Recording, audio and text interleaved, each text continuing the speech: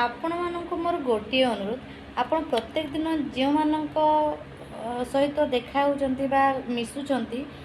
से मानक गोटे क्वेश्चन पचारतु जे आज दिनटे तुम परफेक्ट ड्यूटी करिछ तो से स्टूडेंट हो बा ऑफिसर होंतु बा कोनोसी वर्कर होंतु एम्प्लॉय होंतु जे कहीं भी होंतु हाउस वाइफ होंतु बा कोनोसी वयस्क व्यक्ति होंतु समस्तंकर